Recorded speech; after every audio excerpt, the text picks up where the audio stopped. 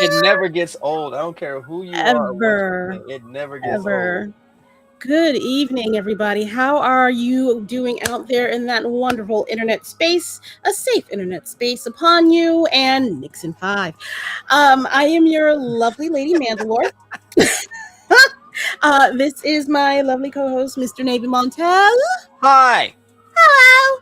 And hello to my fellow Blerds. I'm trying this up here from now on. We'll see how it goes. If it gets in the way, I will detonate it. Yes.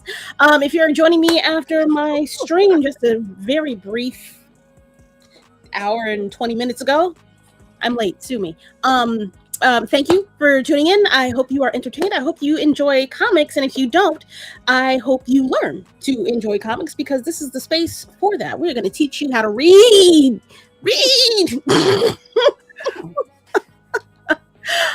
But please, everybody that is an oldie but goodie, hello, Whoop-Dee. How are you doing, Mamacita? Kai, how did we not see each other? At the parade? Like, how? He's kind of light-skinned, so he might have blended in. I mean, a little. I mean, it was bright-ish outside, I guess, maybe. But I find you at BlurCon every year, so I don't know what that's about. That's simple because the most outstanding thing on me is this damn beard. This thing sticks out in a crowd. Okay. Kai, he has a beard. Yeah, he's close cropped. And it's he has a beard. He has a beard on his face. No, it is not as luxurious and voluptuous as Navy's. You hear what he said? I didn't see nobody. I'm not gonna hold you because as soon as I got off the train and had my little expedition, I was over it and done and through and was very happy to go to my local diner, eat pancakes with syrup, and watch the parade. It twir time. Yes. And Whoop-Dee, thank you very much for making sure that the family likes, shares, and subscribes and hits that notification bell so that they know when I go live. So I don't have to do these weird ass commercials that I be thinking of at the last minute. Thank you. But welcome to a room full of Blerds, ladies and gentlemen. This evening, we are going to be talking about two comics from Midnight Comics. I know I talk about them a lot, and it's because I really love them. But it's going to be Soul and The Gray, and then we're getting into that movie that is out. I don't know if you've heard of it, called Obsession. Sorry. I mean, that's her in a nutshell. That's her in a nutshell. I felt bad for her. I really did, bro. You deserve that. No, at all. That whole. We'll get into it because it does piss me off. Shout out to my expat New Yorkers. Whoop-Dee being one of them. I'm sorry you couldn't make it. It was a bop. It was a time. Whether you were twerking on a light pole or ODing on a rooftop of a subway station, everybody had their moment in New York City on Thursday. Good God, a mess. Let me see. Them pins were closed early. Also, someone stole a trash can. I would have took that shit too if I had the wherewithal to take that hoe. I sure as shit would have taken one of the signs. In GTA. In GTA, yes. But let's get to it. Navy, do you want to get to our favorite part of the show? Can we do that early? Can we do that this early? Is that okay? We can, because I've got some extra stuff to talk about too. Well, take it away.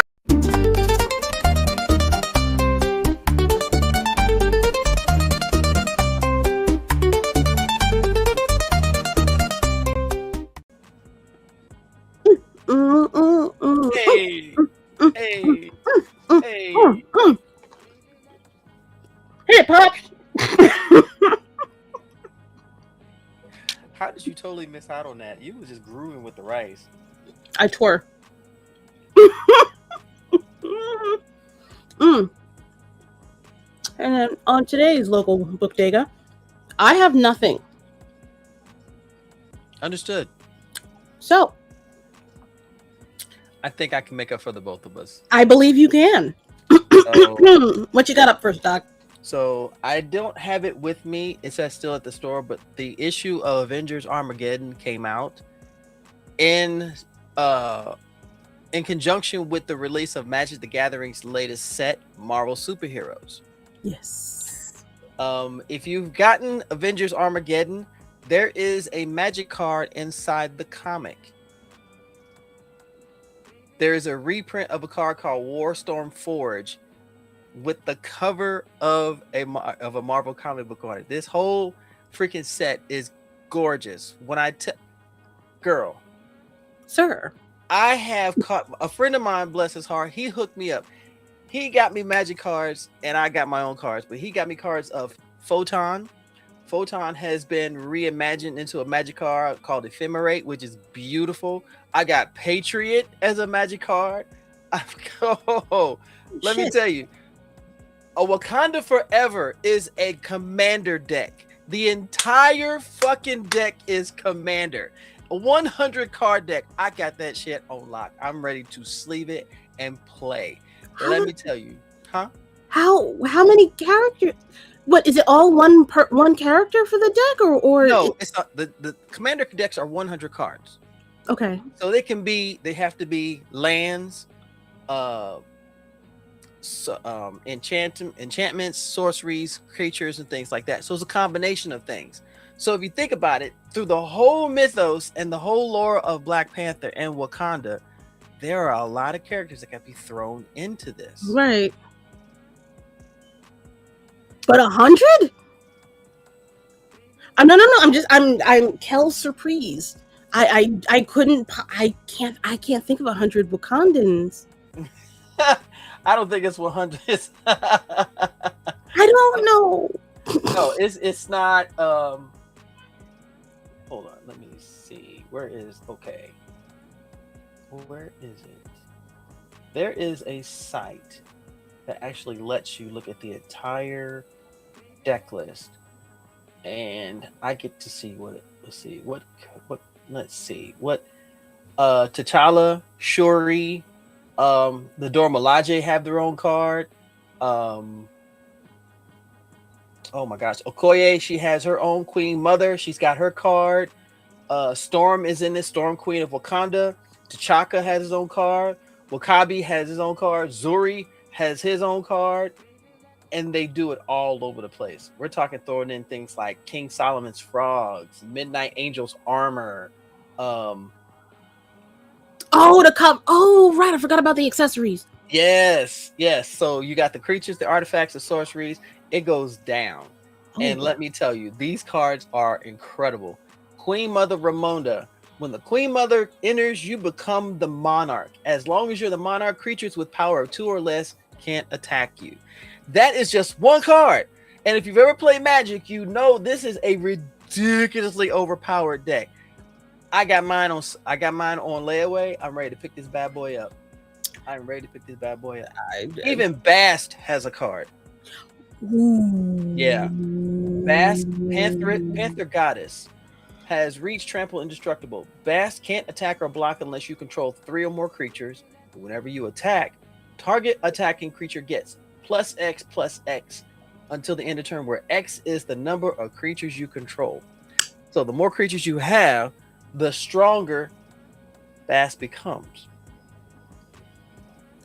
Yes, correct.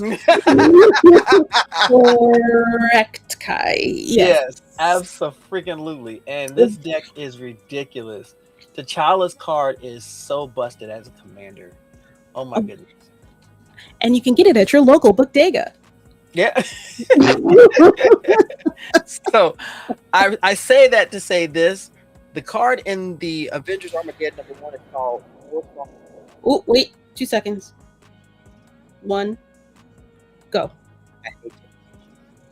You should, because it still has you underwater. What the hell? Now you're back. There you go. Cooking with gas. Okay. Never happened. It's some bull. It's some caca. You know what I'm saying? I was in there talking. Even Wakanda Forever has a card. Yes. That's crazy. Wait. Huh? Wait, so the comic. So wait. So okay. So the It has comic, it has a card called Warstorm Forge. So if you buy the comic is sealed. So the card is inside the comic. And I was able to get one of the variant covers and the comic itself. So I have one for reading and one that will stay sealed for all of eternity. never to see the sunlight ever. Correct. So for my active Book-Dega, and next time when the show by next week, I will actually have those comics and I'll be able to show you, and the deck, hopefully. I have issue 1 of The Fall of the House of Slaughter. Wait, issue 1, print 1? Yes. Where the fuck did you find that shit? Pardon. I'm triggered. I had a little kid in my stream earlier today, so now I perpetually have to watch my mouth now. I'm really sorry. There are no kids in here, and if you've got kids in here, this is not a kids show. It's not. Rolo, go to bed. Please go to bed. So of course, our man, one of our favorite comic writers, James Tynion, is definitely doing this, and that cover is dope. This is one of the variant covers. House of Slaughter. What is I'll say this with one simple title: Something is Killing the Children. It's a spin-off of that? You did say that. Oh, you did say that last week. My bad. I'm sorry. House of Slaughter was the original spinoff from it, and this is the third and possibly final of it. Because the Slaughter family are the demon hunters. They're the hunters. Oh. So this looks like it's going to be amazing. And shout outs to the black writers who do not get the shine, but they deserve the shine. Congratulations to our girl Stephanie. She's getting the creds, and she is getting the accolades all over the place. Okay, I wish I could be there to see her receive that. Those Eisners. It's gonna go up. Not that those. She better. Look. Don't have me get all dressed up and come to your party and not send me home with something. I know you not. It couldn't be me. Could not be me. Please get me all gussied up and make me go home with a bag of rice. I'll be tight. I said a bag of rice. Yes, I did. Tight. Depends on the type of rice, though. I don't want rice. I can get my own goddamn rice. Let me see. So go ahead. The second comic I have is from our folks at Ignition Press. Ignition Press has been really putting out some bangers, banger after banger, and their latest banger is called Innards. Oh, I meant to pick that up. What is it about? So Innards takes place decades after a nuclear attack, and there is only one power source left. The power source is in the core of the earth. It's called Lucifium. The problem is that they don't have the technology to drill for it without compromising what's left of the earth after the nuclear attack, nuclear disaster. So they have people that are called divers. Divers are teleported from the surface to the core to mine it and teleport it back. And of course, with teleportation, there is an effect on the mind, the psyche, and the body. So we are seeing literally the effects that it has as they are going from the surface down to the center to mine Lucifium. The artwork is freaking stellar. It's really one of those comics that will set a mood. It really does set a mood. Even the to be continued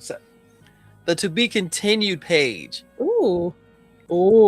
And the cover of issue 2 coming up, man, come on. Fair. The artwork itself. The only downside I have, no, scratch that. The upside to Ignition is they're quick to put in previews of the latest comics. And there is a comic that I got on my pull list called Bad Thoughts. And they did a sneak preview of Bad Thoughts. So shout outs to companies who put sneak previews of comics into comics. This is how you garner interest. And of course, they've come out with the 3 graphic novel compilations of The Beauty, which is one of the dopest fucking comics around. If y'all have not read The Beauty, you are missing out. Jeremy Hahn killed that shit. I wonder if they're going to do another run of that, or if they're only going to do of The Beauty. Yeah, it's possible. I need them to get on their second volumes of things like expeditiously, please.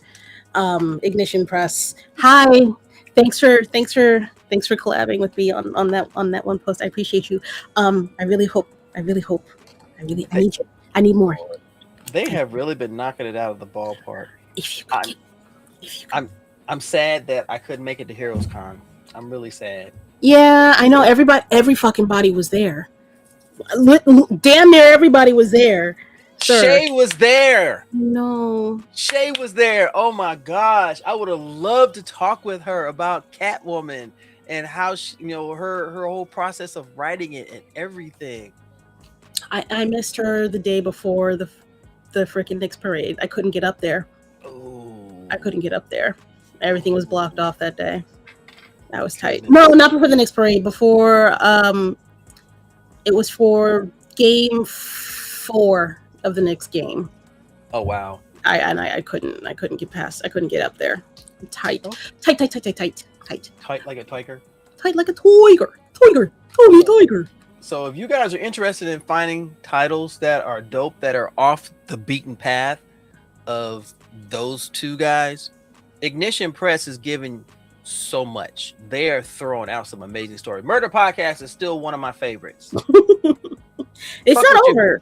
Is that's an ongoing, right? They're not. It's an ongoing. Okay. This is literally a true crime book where you're seeing it from the inside. It's like, bitch, how is this going to end? I don't know, but I'm here for all this. Very much titillated to see. Indeed.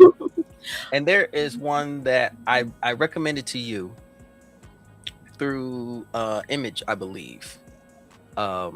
It's called World Tree. Yeah, I keep meaning to pick it up. I keep seeing it like once every couple of months. And I haven't started it. I don't know when I'm gonna find. Actually, no, I got through a good portion of my comics this weekend. I'll put it on the list. It goes on the list. Can we say R.I.P. to read all comics?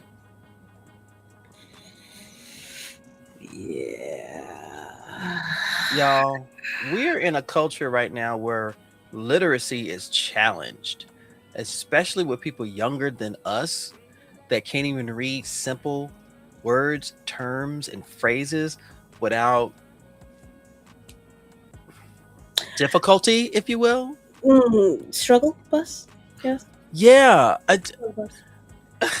don't know how much I believe. I choose not to believe that people don't know how to read certain words. I choose to be willfully ignorant and think that some of the people are mispronouncing these words for clout. Like they're doing it just for clicks. I hate to be the one to burst the bubble, but before that video came out, I saw it for myself. What are we gonna do? What the fuck are we gonna? What are we gonna do? What are we gonna do? We continue to push independent comics written and drawn and created by incredible creators who are furthering the cause of literacy and legacy at the same time. Also, can we type in full sentences? Thank you. Can we do that? Can we stop like devolving back to hieroglyphics? Because that's where we're at right now. We're shortening shit. This is now just TS. I know I sound like a fucking get off my lawn type. Please understand. I am not a get off my lawn type. But there's a reason why languages and words exist in a particular way, shape, and form so that people can understand what the fuck it is that you're saying. Emojis are high-end hieroglyphics, and I'm tired of it. It's Fifth Avenue hieroglyphics. I don't like it. I don't like it. A little bit here and there, just a little innuendo, a little peep show or something, if you will. But a whole fucking message. Yes. Stop talking like Ice Spice raps. And speaking of Instagram captions, oh my god. I saw that for myself and just yeah, but it's true. If you see someone send you a text message and there are more acronyms than there are words. When you see what's the one? IGL. Oh no, NGL. I'm not gonna lie. Yeah.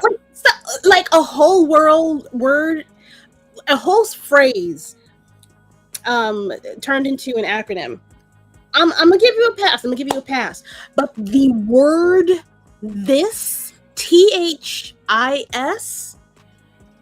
turned into TS. No, TS is type shit. No, it's not. No, it's not. No, it's not. No, it's not. No, it's not. No. How did 2 letters get fired? I'm sure in certain circumstances TS is type shit, but I have seen sentences where it means this. Thank you. Tafara was the same way as me. I thought TS meant type shit. It does in certain words. But if I see it, it's not going to hit the same. So who thought that was a good idea? Thank you. Whoopty hit it. What do you mean? Yeah, that's the other one. Oh my gosh. Or FOH. Fuck out of here. Really? I get that too. Like I said, but words being shortened is crazy. Is crazy. Because we do it with because YouTube YT just used to mean YouTube. That's what I always thought. Every time I see YT, I always think it's YouTube. Nope. It's for the Blanquitos. Yep, that's what we call the Ultraviolet Collective, ladies and gentlemen. Also that, which is the majority of YouTube, ironically enough. Anyway. So, the other half. Yes. So definitely check out those comics, y'all. Please go check out Ignition Press. Definitely support your boy Rob Guillory, because Rob is one of those black writers who, to me, has not gotten that shine. Ever since he wrote Farmhand was brilliant, absolutely brilliant, and there were black characters in the comic, and it was a horror comic, and it was dope as hell. Anyway, also the other half of it, I want to definitely send a shout out to Kess Entertainment. They are a board game company. They have made me an ambassador for their company, and they sent me a blind box, if you will. They'll send me games to review. And these games are of relevance because we're total geeks and nerds. So they sent me Hunter x Hunter, the 287th exams. This game you can play by yourself or up to 4 players. It lasts about an hour. You are basically in the Hunter exams, and you can play as any character. I'm not gonna make it. Off rip. There's no confidence in there at all. None. I don't do cardio. Oh, wow. Okay, so the second one. Spy Family Search for Season.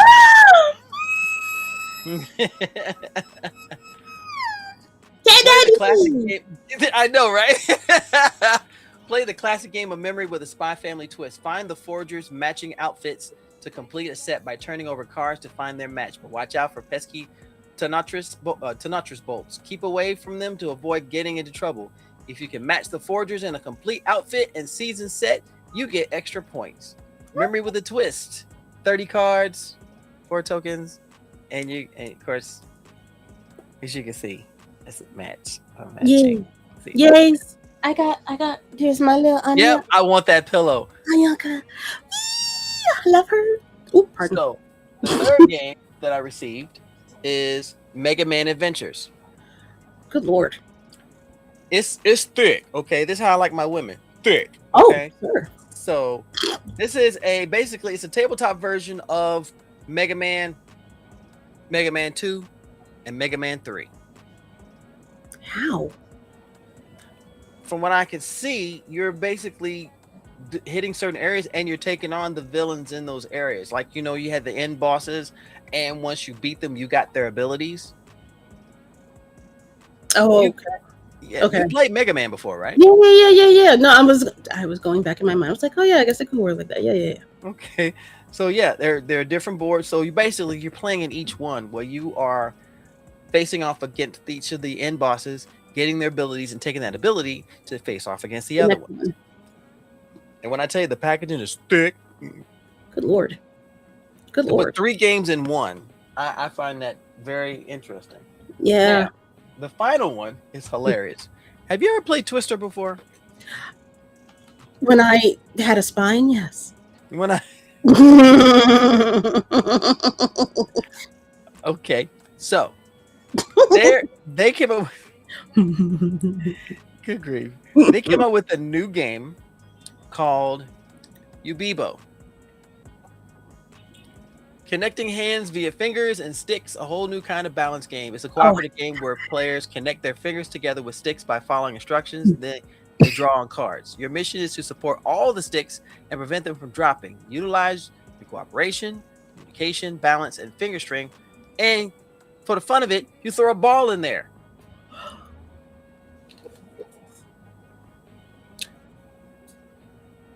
Do you know I have a migraine?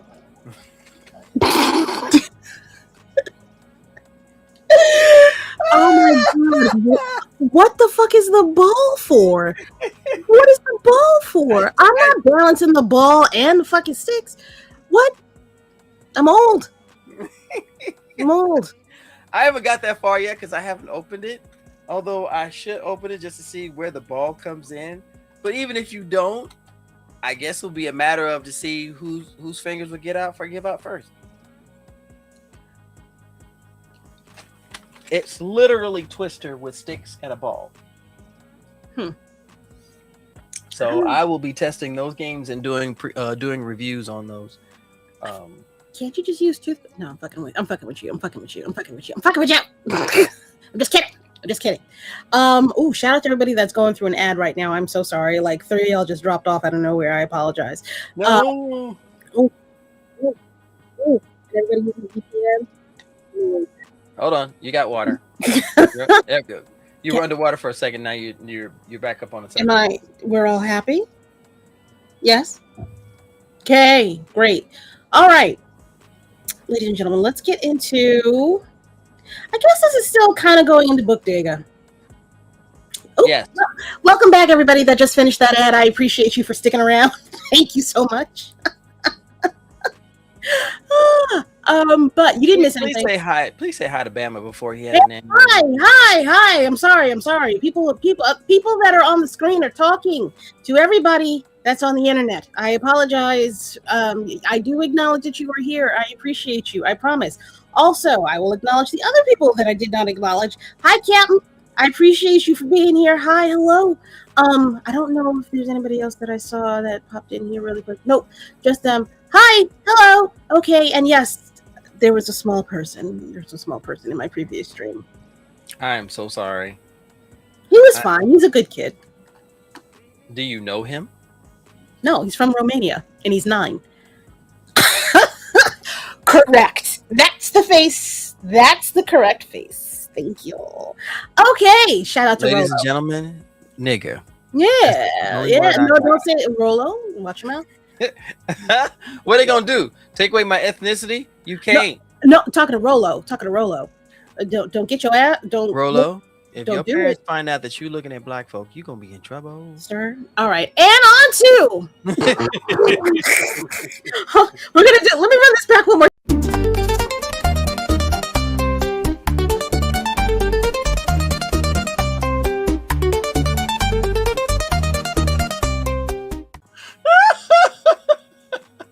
I was laughing so hard I couldn't even dance, yo.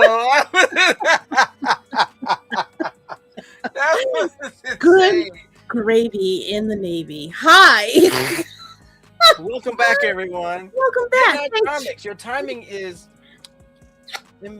impeccable. Very impeccable. Because we gonna talk about you. We're gonna talk about you because we're gonna do a live discussion / review. Yeah. Of like two of their biggest comics to date.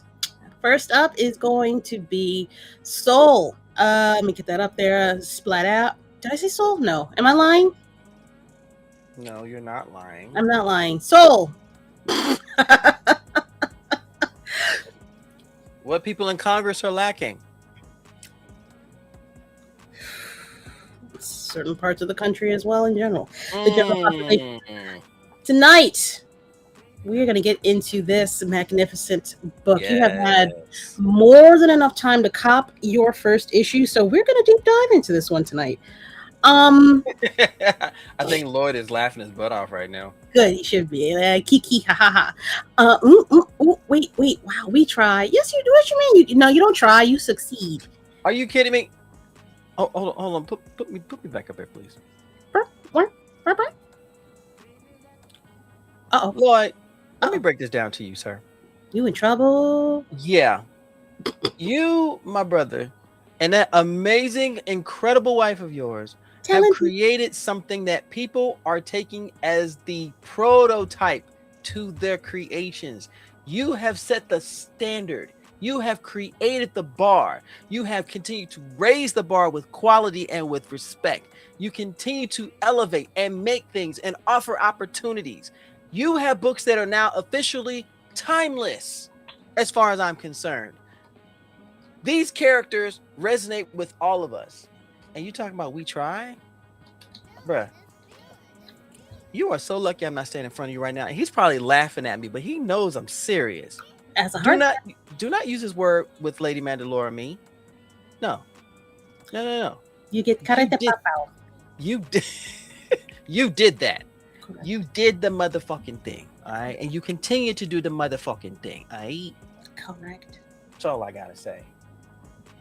I know where you live. I'll find you. Stop talking that way. Thank you for the line.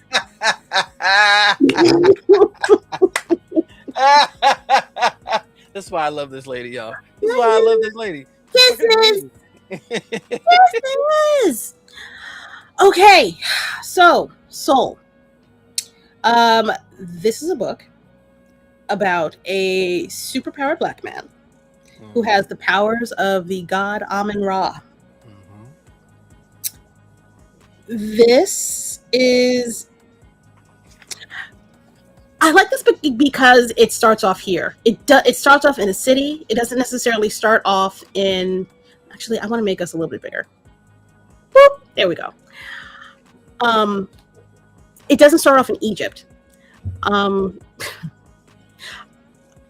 going to hold you. The sands of Egypt have had the black comic book world ensnared for years now, and I really want us to leave that behind a little bit, just a touch, just to go outside of that. You can be in the present and still have a fantastical story. Please. Here is Soul. Oh my gosh, I also like this book because Soul is not his superhero name. It's his real name. It is absolutely refreshing to not have to worry about, an alter ego straight off the rip, like, because he's walking about doing his own thing. He kind of sort of has to hide a little bit because clearly that would be weird if he just jumped up and turned into homeboy right here like this, off rip. People would find him and have something to say. It would be a bit of a problem. Navy, ma'am, what are your thoughts on Soul? I appreciate that there's more humanity. Ooh.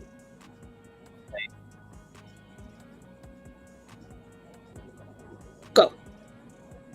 Nope. God damn it! What the hell is wrong? Is it me? Listen. There it is. There we go. We're listening. Coming through loud. Listen. Shit. Technology, fuck your feelings, okay? I'm trying to talk here. Trying to have a conversation about an amazing comic with this incredible host who has created this platform. Don't quit fucking with me, okay? This ain't today, all right? It's Father's Day, but I will fuck you up. For a second, I got my belt on. I will take this bitch off and wear you out. Oh, okay? Lord. Whatever that was, it did sound cool. You did have a little bit of the voice of God element coming through. And into the night. Yes, we shall all follow the light of God, my children. Wear your ass out.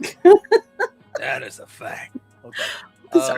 I like the fact that this hero is rooted in humanity, because we've seen stories so many times before where the hero, once they got these powers, they start having this hero complex and I must save everyone and forsake all others. And you feel Saul for where he is, because once you read the comic, you realize he was given these without a choice. Mm-hmm. And he was trying to make the best of what he had. You know, his birth, he was, you know, his mother passed on. He had his father. His father was obsessed to find out what was going on until his powers manifested. And now he is just trying to do the best he can, even though he got his powers from a god who, let's face it, is a pain in the ass. Kind of a dick? Ain't no kinda. Like, why would you, like, why?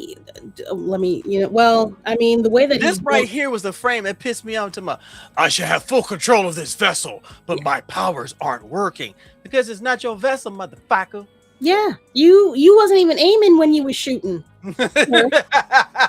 You shot up the club and you missed, sir. You've been around for how many centuries and you don't know how to aim? Yo, he was aiming for the bar and hit the wall. I would hate to be your wife in a household that only has sit down toilets. Good Lord. Keep the lid lifted. Just that's your bathroom from now on. I'm not going in there. Carpet's all wet. The urinal is your daddy's. You're gonna have to do that for sure. Oh, good Lord! My goodness! How you hit and miss at the same time? Yeah. But this it's gonna be that kind of show, ladies and gentlemen. Yay! Hooray! Strap in. Pause. Hooray! Joyous. But this gentleman over here is the fuckery with which we are dealing with. I'm very okay. So as we're going through the story, there's only 2 issues out right now. I believe. I feel like I want to double check. Lloyd, 2 issues right now.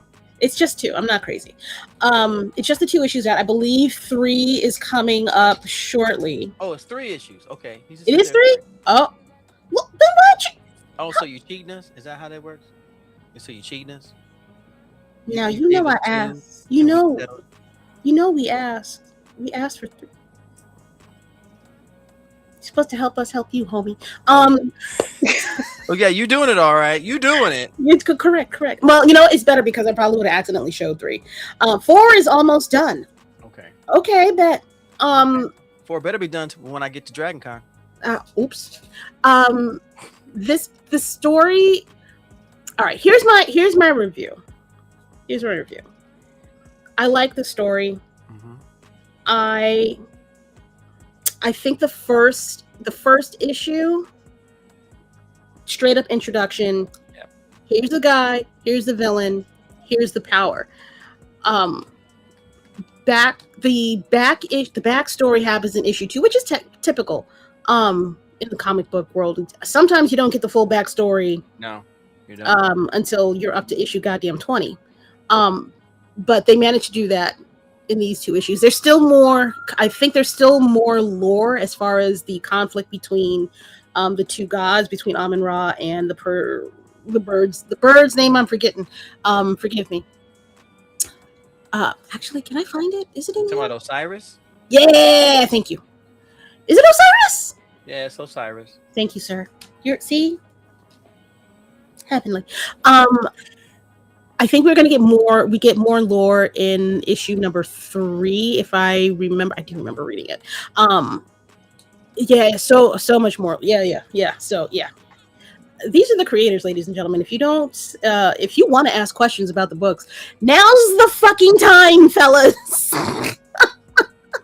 And the lines of communication are open all the time. Wide open. It's lovely when you have the creators in the chat with you.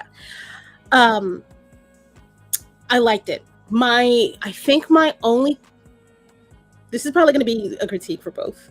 I'm not gonna lie. I want more in one issue, which means it might take longer, but I want the stories. I want to take my time to read them. So I think I want a couple more pages of the story in the book, in each issue. Okay. That's my only critique. The art is arting. Yes. Shout out to the artist for issue 1 and for issue 2. I think we're 2 separate ones. I'm gonna try to find it. Delima Hueve and what? No, I'm fucking with you. You definitely got your own future issues. Good. Okay. And then for issue number 2, I think it's the same people. Shout out to them. Definitely got you on future issues. I'm glad you like them thick too. I love that. I think those are my only critiques. It feels, I definitely enjoy the wanting more aspect of those comics, but I think I want more story before I get to the Cradle. Okay. It's like an appetizer. I feel like I'm getting appetizers when I want an appetizer and a meal. That's fair. Honestly, that's not asking for dessert. Yeah. Navy. Ma'am. Critique? Thoughts? Questions? Review? The reason why we're here. Well, I was waiting for you to finish speaking because you was on a roll. Yeah. The thing about a comic that will always grab me, you stupid, is the humanity of the character. I've been reading comics since I was a kid, and the one thing that's always driven me crazy is the hero not being relatable, or the main character not being relatable, not even seeing the humanity in them until something awful happens. With Saul, we get that from the beginning. And that's what pulled me in from the beginning. This is him, but he's trying to stay low key. But when something pops off, he goes into action irregardless to what's going on. And his ops are trying to keep him from being himself because they want their power for himself. And he's just like, look, I'm just trying to do what's right. I don't need you kicking me in the ass. And of course, you see through issue 1, even when he was a kid, he embraced these powers, and they were still coming like, you shouldn't interfere with life and death. And why are you being a part of this? I don't know why it's got a southern accent, but just feels appropriate. You shouldn't interfere with life and death. And why? Because you are the power of chaos. And why? Shut your bitch ass up. Okay, first of all, I'm here to do a damn thing to help somebody, and you with your hemorrhoid ass gonna come up here and come off against me. What did I do to you? You exist, therefore you are. But see, I like that. Yeah, I saw that, and he just goes off on him. He got these soul devourers. He's just going, I will let your monsters take him, even if it kills me. He's just like, motherfucker, I'll make that happen. That's not how that works. But you still want to see him persevere through this whole thing. He comes out of nowhere. So that gripped me from the beginning. And not to mention the artwork. Oh my gosh. Chef's motherfucking kiss. The artwork keeps you there. It's not too much and it's not too little. This part right here, yeah. I was like, wow. You just want his power. He's just trying to do the right thing, and you are the Lex Luthor that's got some shit. I don't like you. But I want to know what he wants with his power. And that's what I like too, the mystery. We don't know. He's just dead set determined to take it from him. Mm-hmm. But we know that the evil mind, I mean, the brilliant minds at Midnight Comics are coming up with some amazing things to put on our plate. And the greedy man at the beginning being the, I guess, what is he, like the shape shifter or the human form of one of the gods, is interesting too, because he hasn't gone back since he found him. From the sights of it. But let me see. Do you have anything else? Right. Honestly, I like Soul where it is. I'm looking forward to seeing where it's going to go. Lloyd and Tasha, they definitely put their no pun intended. They definitely put their heart and soul into the stories, and this is why supporting them is it's a no-brainer. Yeah.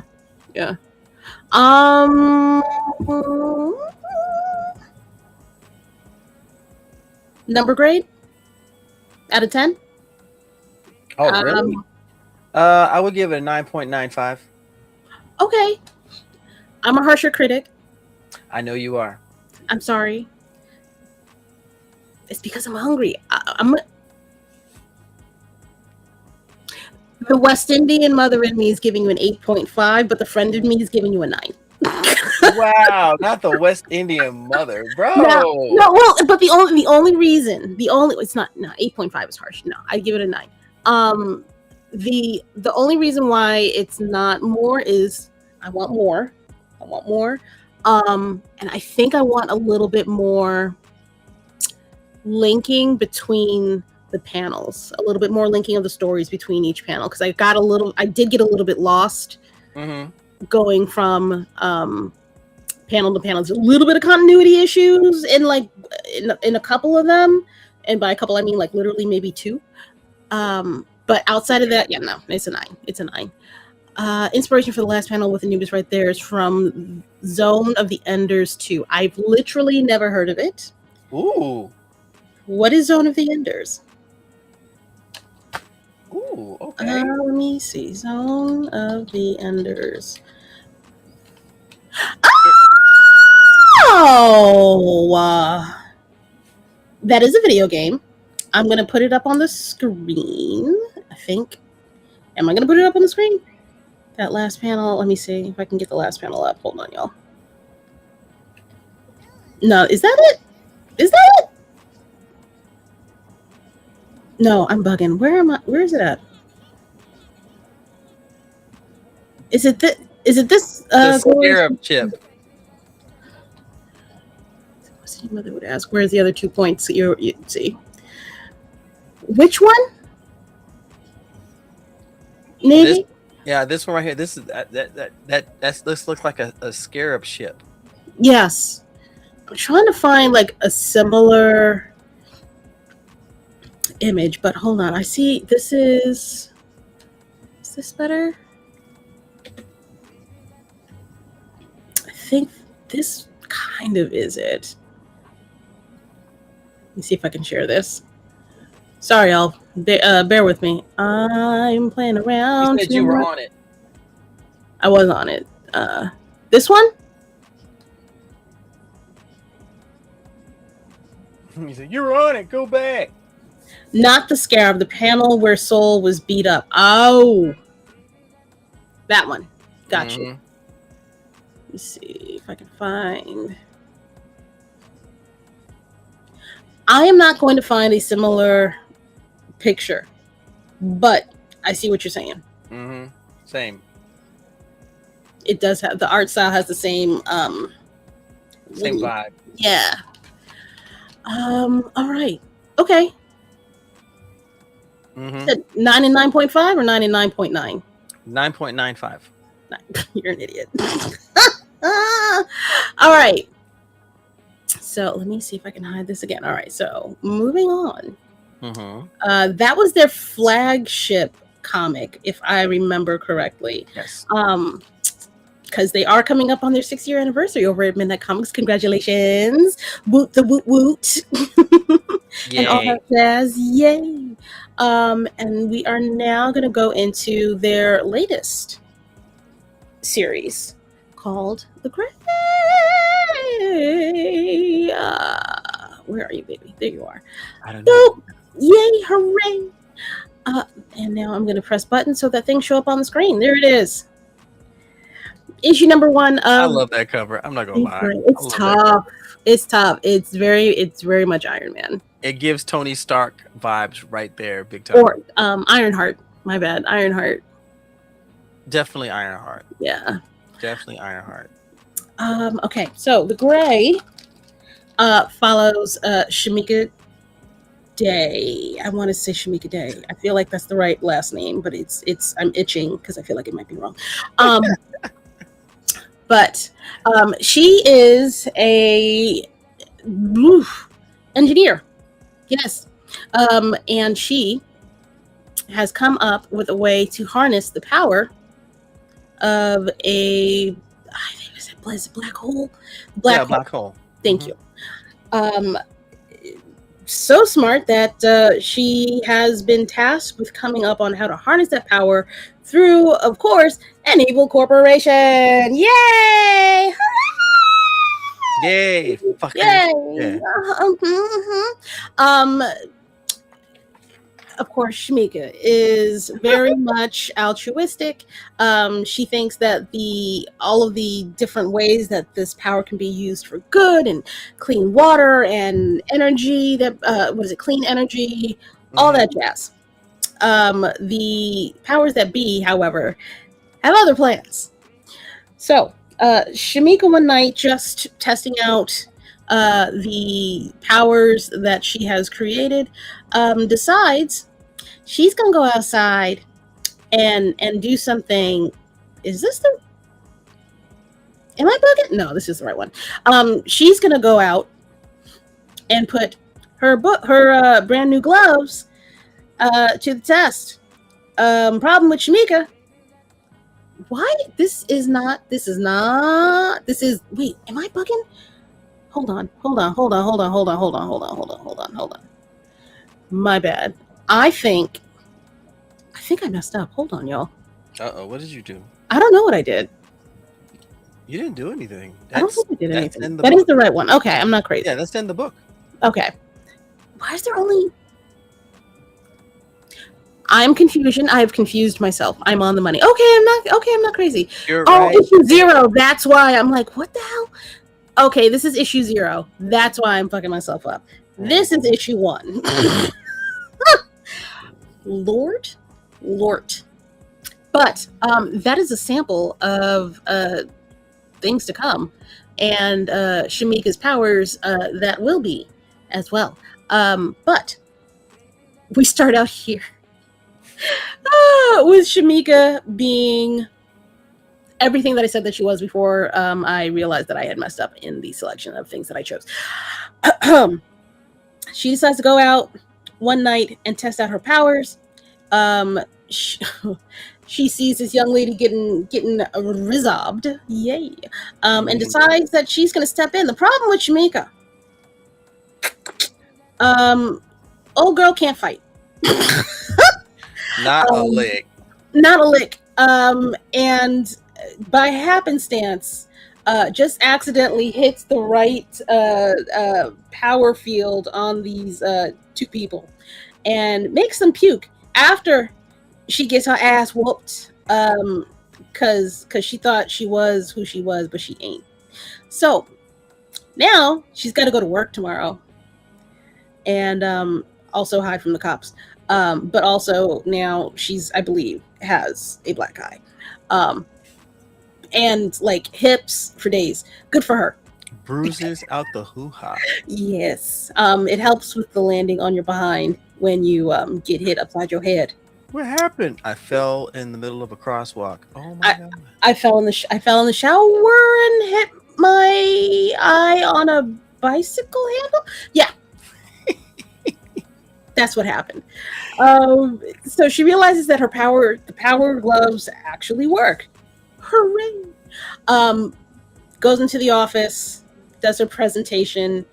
But as you can see, Whitey ain't alrighty and decides to tell her to leave her information on her computer and enjoy the rest of your week so that you can heal and we can mine all of your resources and data from the work that you We can take all your shit.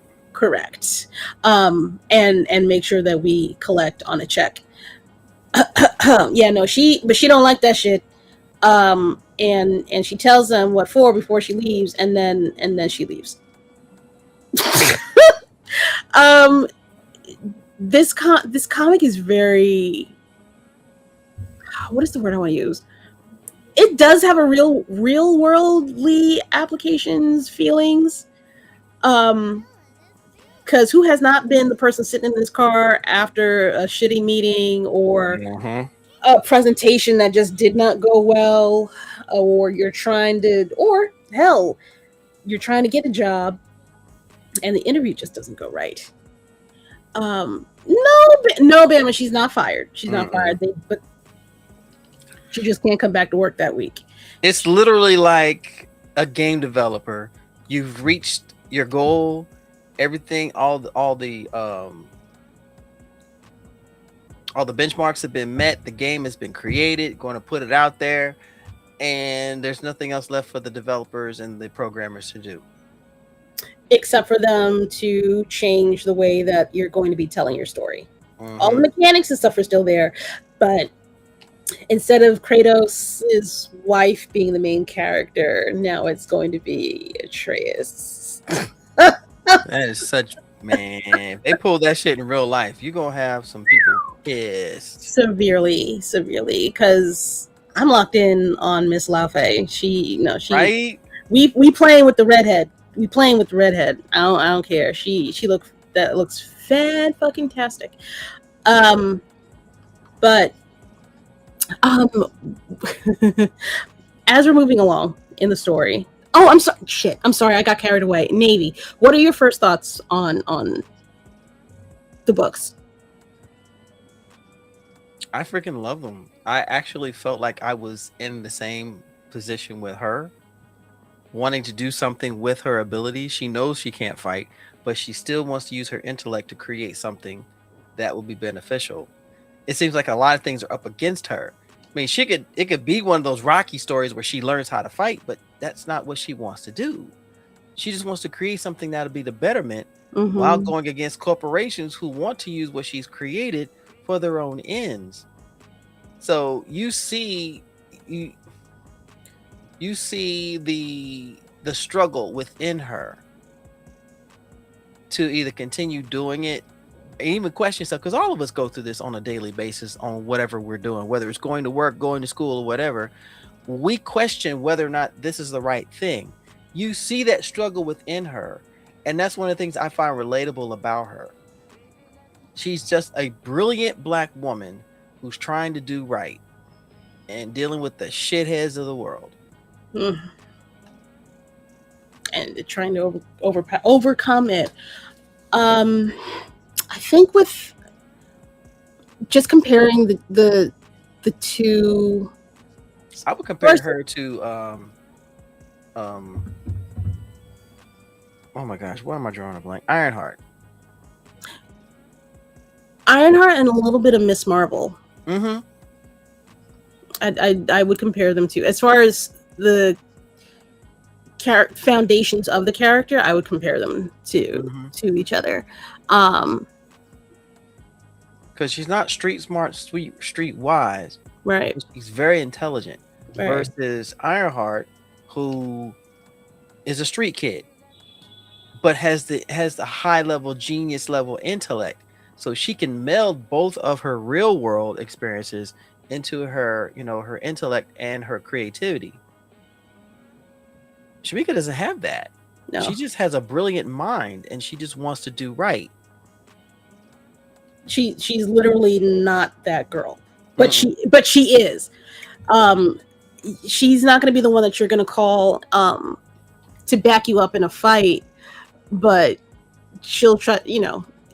If you got a court case, she's going to help find the best lawyer. Yeah, she's Riri without the fighting skills. Right. I like how the story moves in the way that it does, because while she is trying to develop this armor and she knows she can't fight, she is still determined to get it together and get it done, because in her mind, once she achieves this, Shamika gets her inspiration from within the universe magical girl series Princess of the Moon. Universe magical series. Where is I also have not? Is that a manga or is that I don't know. Anime. Princess of the Moon. Let me search. Okay. I know we don't have. I know issues 2 and 3 are out for her as well. Just to kind of help y'all get further along in the story. Shamika's friends come by. I think that's in issue 3, and you get to see a little bit more of Shamika's character development and where she came from, and like her oh my gosh, her friendships and how they've helped shape who she is. Let me see. She's watching that show on page 70. I don't have that. I don't have it. Hey, Pro, what's going on? It's a show that's in the comic Noise. Oh, it's a show that's in the comic thing that they created. Oh. Wait, gets transferred from. Oh, the in-universe magical. Okay, bet. Okay. Princess of the Moon is in the comic book. Yes. The Gray. Bet. And this is why it's important for your creators to be with you in the room, so you can ask these questions. We'll be at it in 2 hours talking about where is this from? I don't know. Where is it? I don't know. Why don't you tell me? Tell me what it is.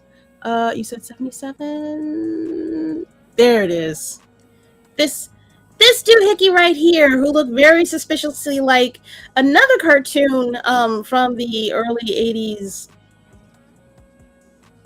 That's a core memory for a lot of young ladies that are out there. Got you. Okay. Thank you, Lloyd. I appreciate you. And Tasha, good Lord. I don't even know which one of y'all is on here. Thank the both of y'all for coming in here tonight. All right, review. Same critique as the last one.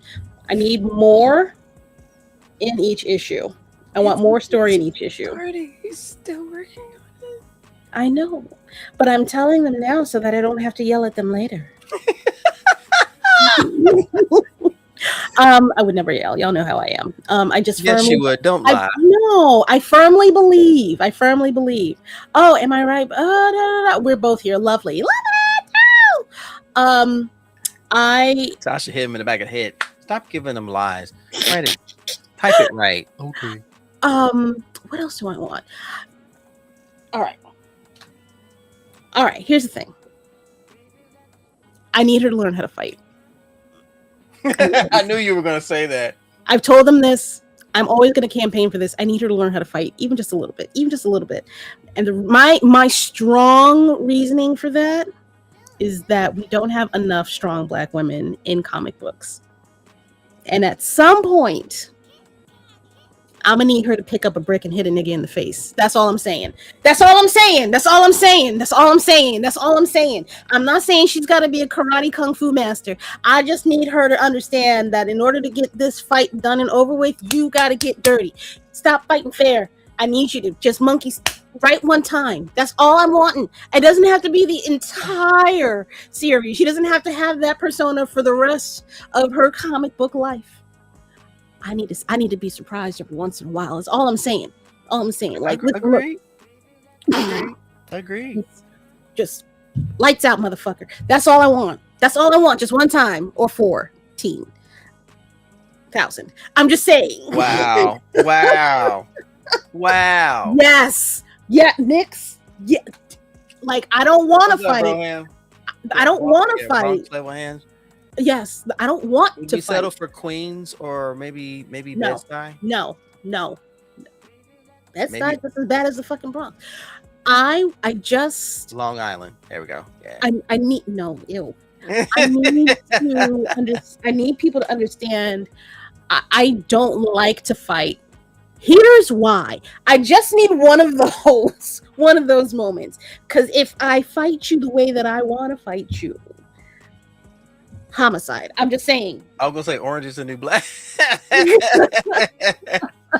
Where's Lady Mandalore? Oh, she's styling the latest in prison wear. Beg your pardon? Yes. Hello. Oh, yes. Not the end comic PSA being when in doubt, reach for that brick. Thank you, Quid. That is right there. For sure. Matter of fact, I need that on a t-shirt. You know what? Dude, the gray in quotations go ... Get the brick. Get the brick. Poor Rick. Yes, Long Island. Ew, never. They just get lawyers. Okay. For my rating of the. Okay. Look at you. You put yourself in a corner now. Look at you. I put myself in a corner. Be honest. Because I have to change my rating for Soul. No, you don't. They're two yes, different I do. stories. Nope. Wow. I do. They're two different stories. There are two different stories, but one I feel is told a little bit better. Okay, so be honest. They're not going to hate you. I don't care. I'm here for. I love y'all.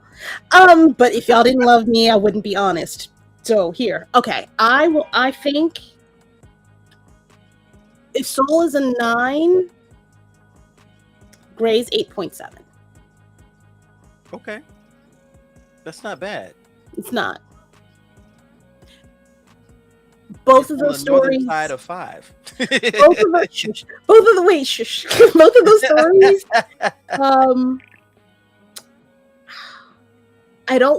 Here's my thing. I don't want to grade them hard because there aren't a lot of issues out.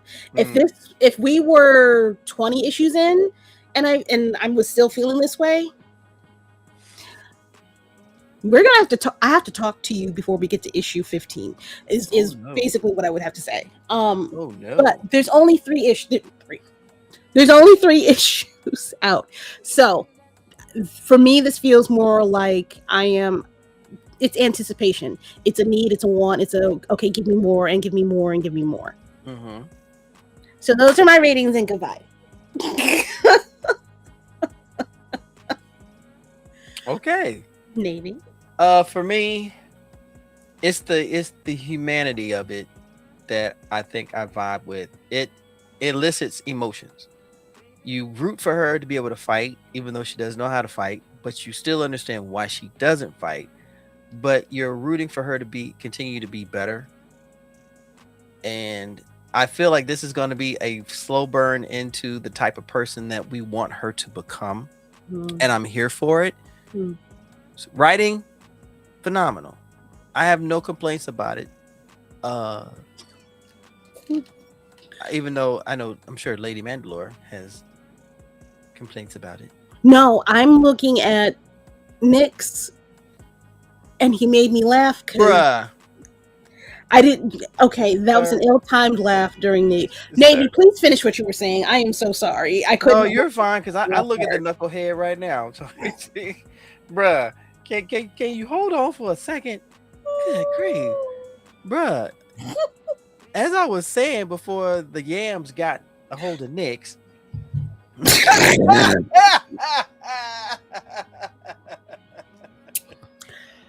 Oh Lord.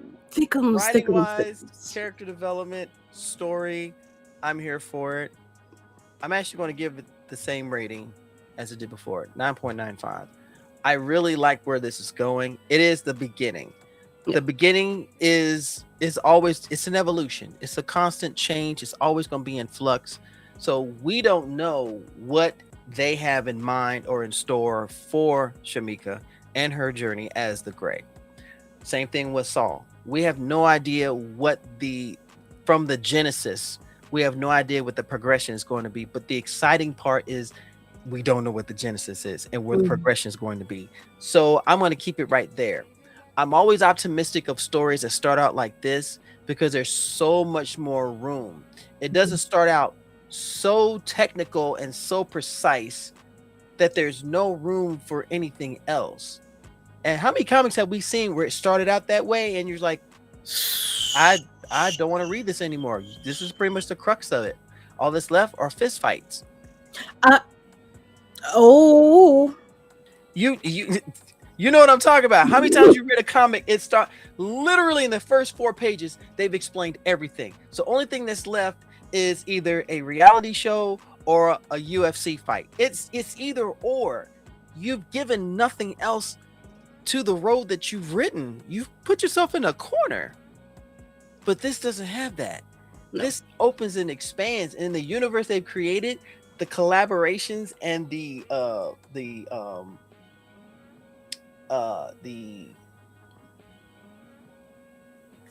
wow. You ever have a day where words just kind of go, I'm out of here? Yeah. Where we have the cameos of different characters in the universe. This is what I'm really excited about. How, if Shamika ever meets up with Saul, how is that interaction going to be? Mm-hmm. If Saul meets up with any of the other characters in the universe during a particular storyline, how is that interaction going to be? What type of long-lasting effect or impact is it going to have for everyone else involved? This excites me. This excites me. Plus, it leaves the door open for new characters to be created. Yes.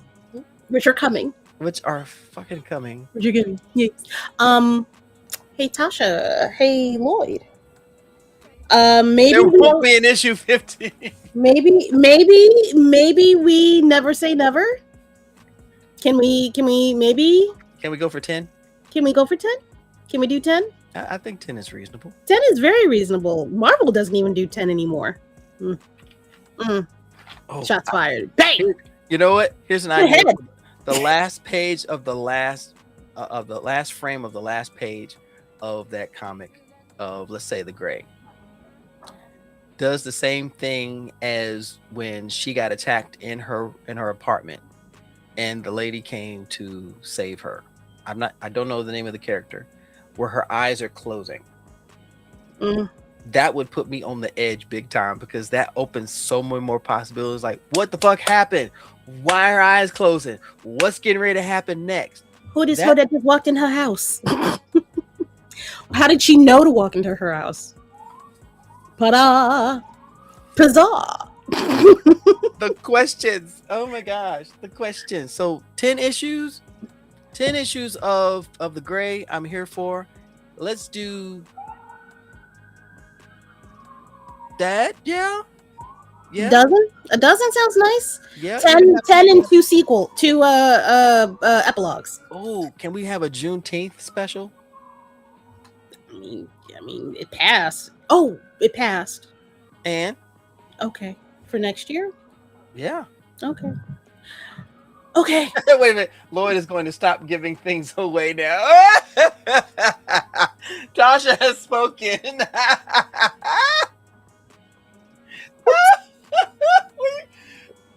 Oh my gosh. See, when you're co-creators on an amazing comic company, yeah, people. Yeah. Hooray. I mean, you're not giving anything away, because I'm gonna keep bothering y'all about making this more than 4 goddamn issues, because I know it's more than you better not do that to me. That cool. So, all right. 8.9, what did it say? 9 for Soul, 8.7 for Gray, and you did 9.9 for both. Okay. Get your asses in the lab. Get to work. Thank you. Come again. Thanks. Okay, bye. Come and God bless and good night. God bless and good night. Okay. I'm gonna take a brief break because I need to take some pills for this migraine that I'm currently having. And we're gonna come back and we're going to talk obsession for men. No, I'm kidding. Obsession. I hate you so much. I hate you. Love you. Go get a drink of water. Be right back.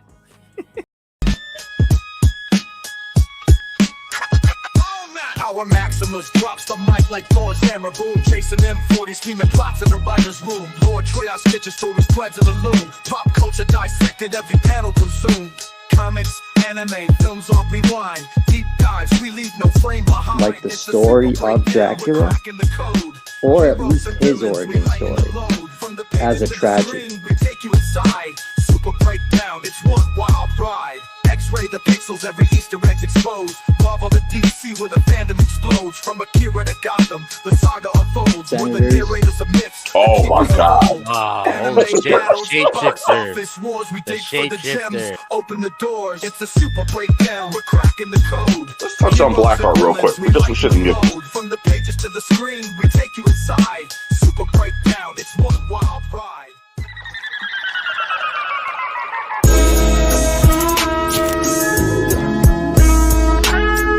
What? Yeah. What? I understand I got a lot on my mind. With these stars, you won't get far. This is the way you play a game of life or death star. So far removed from the drama, we don't know this harm, but won't hesitate to shed a light like a Patronus charm. With mischief managed, troubles at a disadvantage. Must be something in the water, dip your toe because you know it's warm. Where can you find another show with such a fine cast? And if you try to box them in, they playing Minecraft. And basically to sum it up like you define math, this crew's the best and it figures like a line graph. A merry band like the words I do. Level-headed, you don't have to have absurd IQs. They know you can relate because they're nerds like you. With their help, you'll see the world from a blur's eye view. Yeah. You are now tuned in to Blur's Eye View. And without further ado, we out.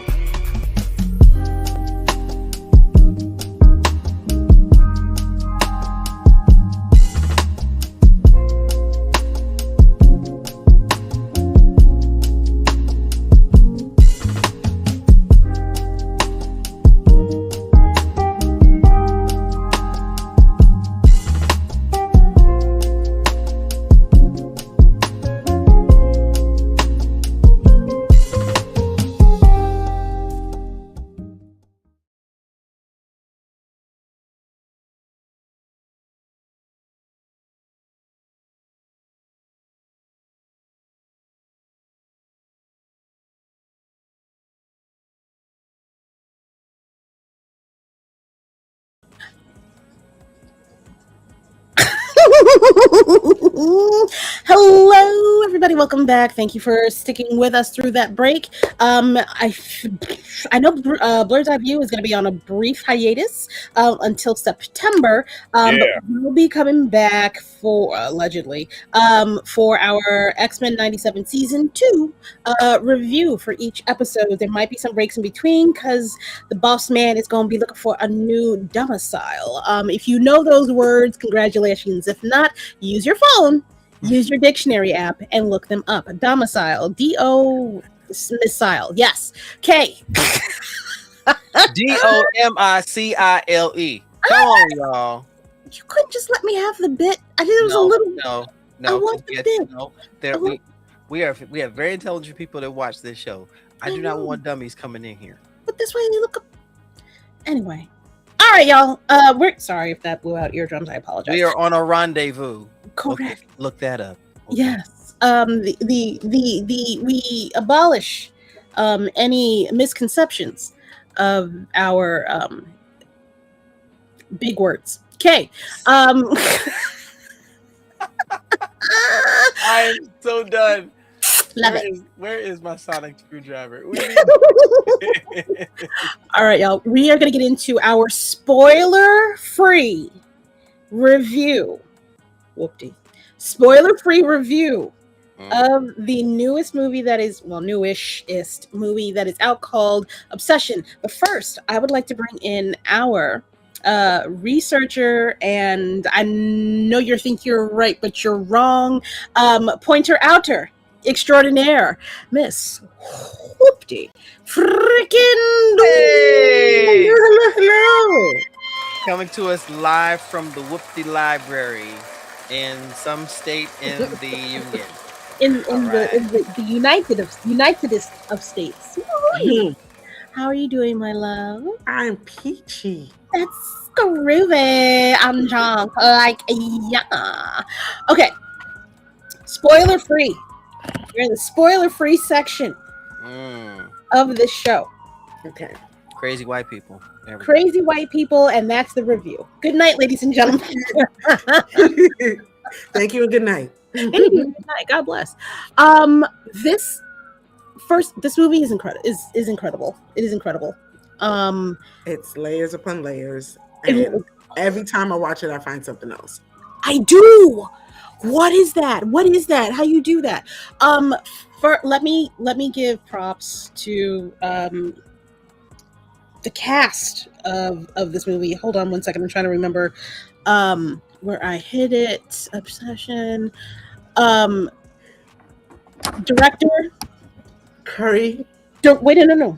Director, editor, writer of this movie.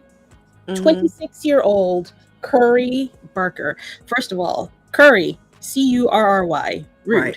I thought you were a West Indian. Out the gate. I'm like, Curry? Who names their kid Curry? All right, well, whatever. But no, he is a very much American YouTuber. Shut up. No, that's serious. Get the fuck out of here. What is going on? We're seeing a lot of YouTubers who are definitely trying to get into the filmmaking. Yes. And they saw what Markiplier created, because if y'all not seen Iron Lung, yo, that was a banger, y'all. That was an absolute freaking banger. I gotta go back and finish it. I fell asleep. I gotta watch. I was sleepy. Shut up. And I'm a woman. I'm allowed to get in. That I could think of is the one that used to do movie reviews, Chris Stuckman. He also has a movie out. It's called Shelby Oaks. It's a horror. Of course it is. It is. Of course. And this young man, his channel was called, I don't know if it's still up. I didn't know he had a YouTube before this. It was called This Is a Bad Idea. That's him? That's him. That's a bad idea. That's a good one. And those are some good shorts. Yep, Backrooms. I want to see Backrooms. I haven't seen that yet. Let's see if I can. I'm trying to write this down, so I need to click to update. Okay, well, let me do it. Bet. Cool. Going into more details about the movie. It's grossed $224 million worldwide, off of a $750,000 budget. He was passing out pretzels for payment for everybody working on this damn thing. And everybody was accepting the pretzels. Correct. No water. The egg game. Now they're getting more bags of pretzels. And it was their first time acting. This movie is an anomaly. It's becoming more.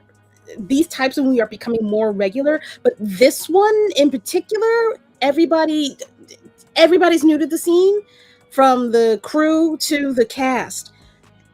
You do crazy work. His dad is also part screenwriter. He's the only professional screenwriter that was on set, and he helped pen some of the stuff that we saw. Okay. All right. Chicken. Okay. All right, that's not bad. No ramen or alkaline for you. You're stupid. You're stupid. I don't even know where to start. So, basic premise of the movie, without giving anything away. Boy likes girl. Girl doesn't know boy exists. Have some kind of amicable friendship to a certain degree. Co-working situation. Acquaintance almost via co-worker type situation. I kind of got the feeling that they knew each other from maybe high school, right? Okay, some capacity, or maybe college. Let's say small town acquaintances. Yes, small town. Boy wanders into, of course, of all the places that are going to be have a thing like this in a small town, this occult-ish kind of, well, is it occult? New Age crystals type of shop. and picks up a one wish willow. The one wish willow is indeed a willow stick with one wish within. Boy wishes for for undying love in a sense, and boy does he get it. Boy, does he get it in spades does he get it. Absolute monkey paw situation. Ooh, not even a monkey paw. Monkey paw, you at least get 5 wishes. This was a one and done. Yeah, this was it. That one wish willow, Willie messed you up, sir. Willie for wheels. I'm trying to do this. I'm trying to do this review without spoiling anything. The layers to this story. You know how they say in real estate when selling a piece of property, it's location, location, location. This movie has that in spades. What I mean by that is, considering the topic, which I can say this without spoiling it, it's about autonomy. Considering our current, political and real life, that it came at a time where people needed to see something like this. It's a time, listen, I saw this movie just based on the trailer. I was like, this looks interesting. I went, I saw it, I sat down, I liked it, and I've been speaking its praises ever since. I think it's a movie that you will enjoy, like I said before, as you continue to watch it.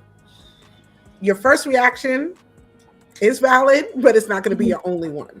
Baby. Okay. This movie fucked me up. The first time I watched it, it did fuck me up. The first time I watched it, I was so annoyed that I immediately hated this movie. Gut reaction.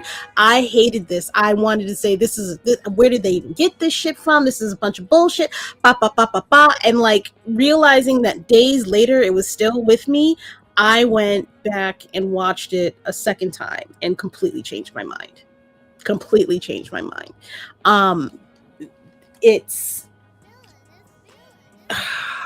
It's just outside of the realm of how could you possibly be this fucking stupid, all the way to how could you possibly be this fucking selfish. It's incredible. It's incredible. Sorry, I'm gonna stop talking. And the thing is, Bear is presented to you initially as the good guy. He's initially presented as, a socially awkward fish out of water. Never heard of fly. Yeah, fly. He's just a good guy trying to, get a little love for himself. Narcissistic bastard. I'm sorry. Navy. I'm so sorry. I'm sorry. Ma'am. Your spoiler-free review thoughts so far? It always fascinates me when you see movies like this. We're in a time where the obvious stories don't always get the production. But then when we see an obvious story that's created, it becomes groundbreaking, which is kind of crazy to me, because how many times have we seen stories like this where the one person wants the other one to love them, and somehow by osmosis of the universe something happens and then they end up coming together, and we see the comedic side of it, but we don't really get to see, OMG, here's someone that we think is a good guy, but really they're not, and they make a wish and they get exactly what they deserve in the course of the movie. Because if you watch this movie, you're initially rooting for him. It's like, okay, great, yeah, and things go sideways, but then you start seeing different things evolve, like oxycodone and MDMA, and you realize this is a kind of a lifestyle that bruh, this is and then when the One Wish Willow comes into play, it's like, okay, so here we're gonna add nitroglycerin to this dynamite mixture, and we're gonna see what happens. So if you hear kaboom, it's supposed to happen. What could possibly go wrong? But the kabooms, if you've never seen this movie, y'all, the kabooms happen at different times. Just as one goes off and you get used to that, here's another one to fuck you up. And just as that one goes off, you ain't gotten over the last one. Here's another one to come at, smack you in the face. It's also a movie of where is your red flag? I felt like this was a game of where is your red flag? Because when he the first time that he breaks the stick, her interaction with him, that is my immediate, oh, you okay? You need some water? Like, what? Are you unwell? I don't know if I like you. This something's off, baby. I will never see Jenga the same way ever again. I will never see Jenga ever the same. Matter of fact, I look at mine. Wait. I look at my I look at mine in my dining room going, I will never touch you. Oh, that was a staple in school. The truth or dare Jenga is crazy. That's bruh, right? I've never thought about playing. We're not giving spoilers, y'all. We're giving highlights of specific things, because when you go see the movie and you see all of this together, there's no way you could possibly. There's no way the way that we are talking is giving away anything into the movie. My initial reaction to the end of the movie was I was pissed. I was pissed, not because it was a bad movie, but because the consequences weren't enough for me.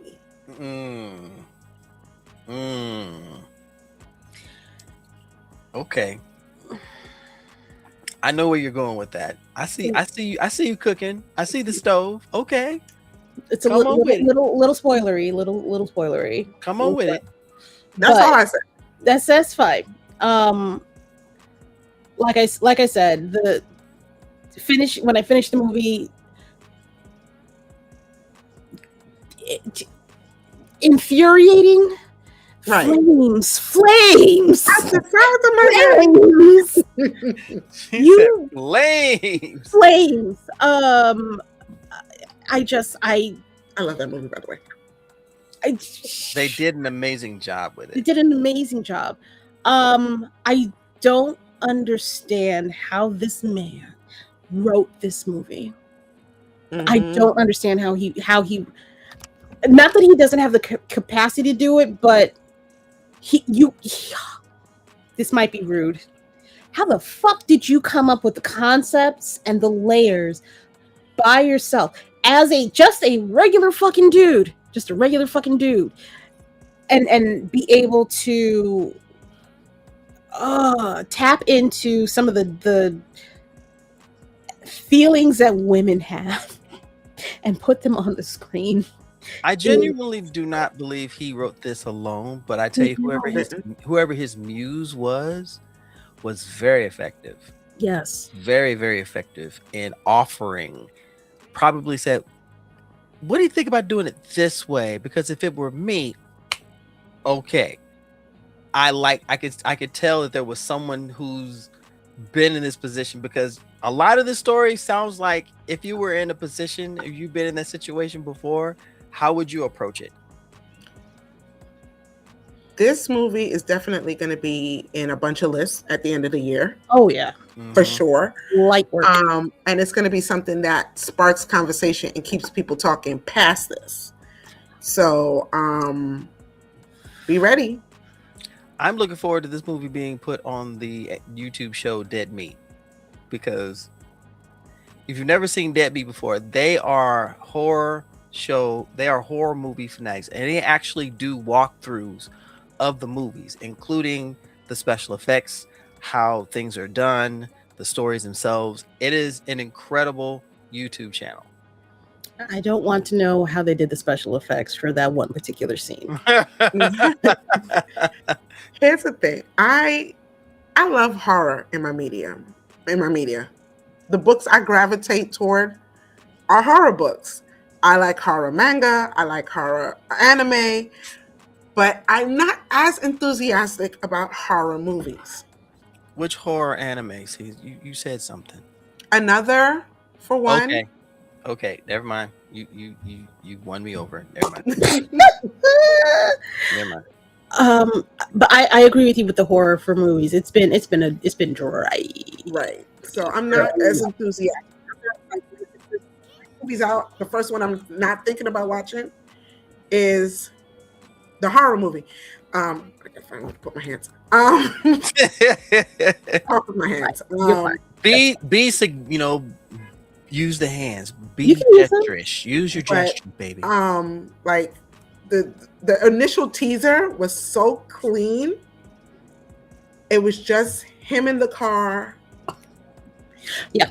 Looking at the wish, and then they cut the little part with him talking to the customer service rep, and I was like, from then I was like, I need to see this. Oh, him holding the one wish willow? Yeah. Yeah. It gave enough for me to want to see it and told me nothing. Absolutely nothing. Yeah.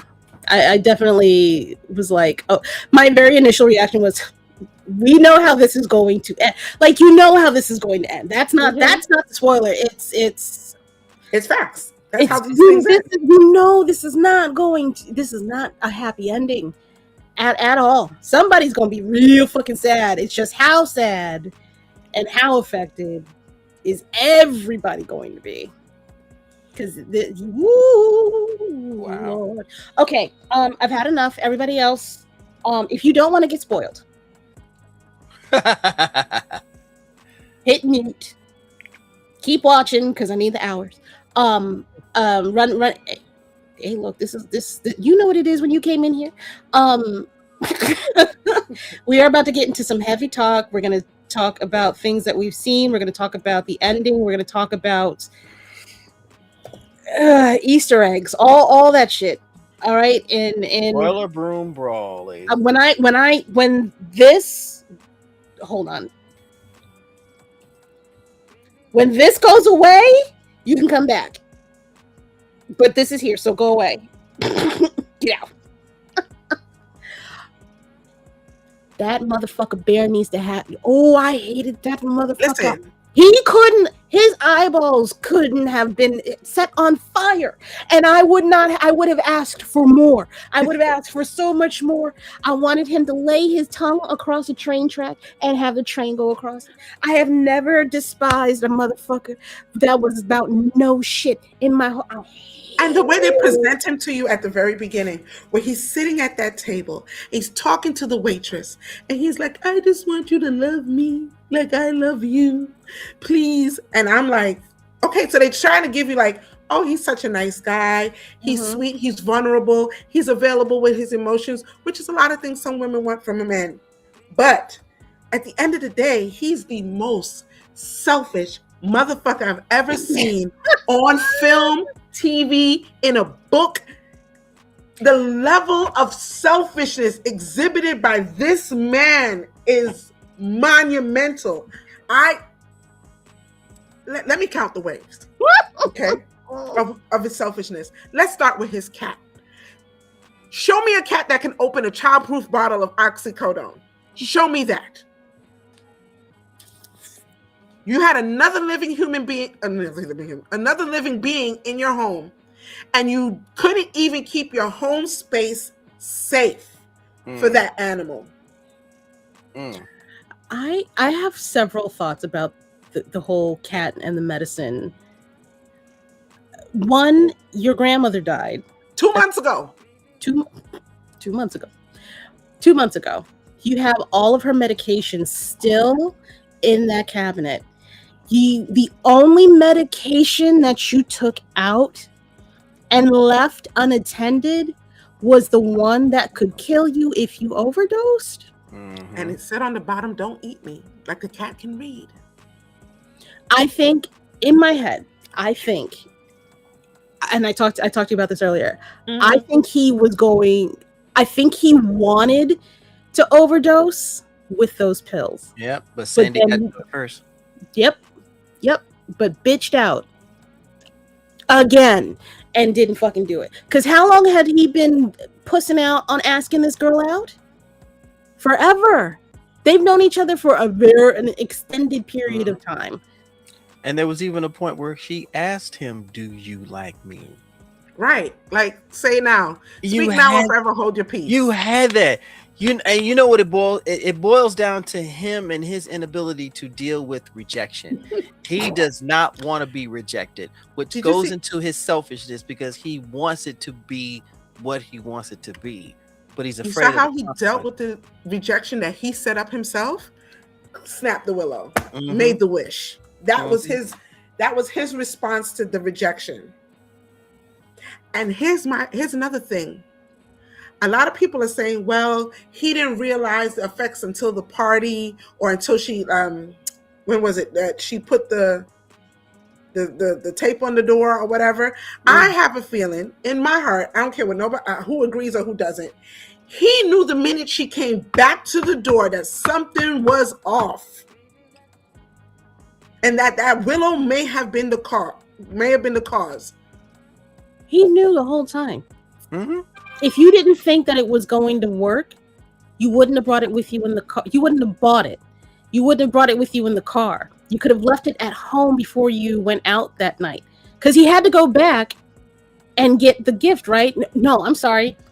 Because he lied and said that he left her gift at home. He never even bought her the... Wait! I'm having a real moment. No, wait. I'm having a real moment. He talked to her on the phone. The crystals that she was wearing, which were for protection, he told her they fell down into the sink. So the only reason why he even went to that fucking store was to try to get in with her on the good and get her the goddamn crystals. But no, what did you do? You bought her a fucking ethereal roofie. That's what you did instead. Right here. You can't see it, but I have it written right here. Crystals are usually symbolize protection. And did you notice in the restaurant scene where he was trying to confront her about, is your dad sick? Is he dying? She's wearing a necklace that says B for bear. And then right before that, they gave you that nice little sappy montage of so happy together. Yeah. And you could see it going left. She didn't want to take her eyes off of him. He had to redirect her attention to the TV. It was even before that because she never went back home. She's in his sweater. She's wearing his clothes. And that meme, I don't care how close of a couple you think I'm calling a psych. I'm Baker acting you. If you show me a meme that says, I want to wear your skin like a sweater. Buffalo Bill, what? Get out of here. Get out my face. Get out my face. I'm gonna quietly sip out of my water. I haven't said it, but I have stolen a sweater before. I mean, you've stolen a sweater, but not because you can't possibly physically put it in your brain to like leave the man's house. I've stolen a sweatshirt or two. It's NBD. But where was I going? The setup of him, because they did a great job of this too. Them setting him up to be the nice guy that you want to root for. He did a really good job. Granted, it only lasted about 15 to 20 minutes into the movie, but they did do a good setup of that because he is the guy that you want to root for in the beginning because you don't know anything about him. Yeah, you haven't been given a chance to dislike him. But then you find yourself watching the movie, you wishing for his demise, and you want to see how it happens. There's a lot of cat symbolism in the film as well. Not just the animal itself, but the name of the company on the One Wish Willow. Yes, on the box was Tabby Cat. After the first night that they spent together, she presents him a gift, like how your cat would sometimes bring a dead animal and drop it at your feet. Okay. Yuck. Yuck. And there were several things that they did with her face, like in the with shadow, that I was like, chef's kiss. Like her being in the room, in the corner, he was like, Nikki. Wait. I'm trying to go through. I'm trying to go through in order for a little bit for people. Okay, so if that's the case, let me go back to when he snapped the willow. When she comes to the car and she stares at him and she looks in the car and she's telling him, my cat died. At that point, I don't think he was talking to Nikki at all. Not even the one that's obsessed with him. He was talking to himself. She was talking to herself. No, she told him my cat died. He was the one who had a cat died. He was like, your cat died? And she was like, no, let's just get out of here.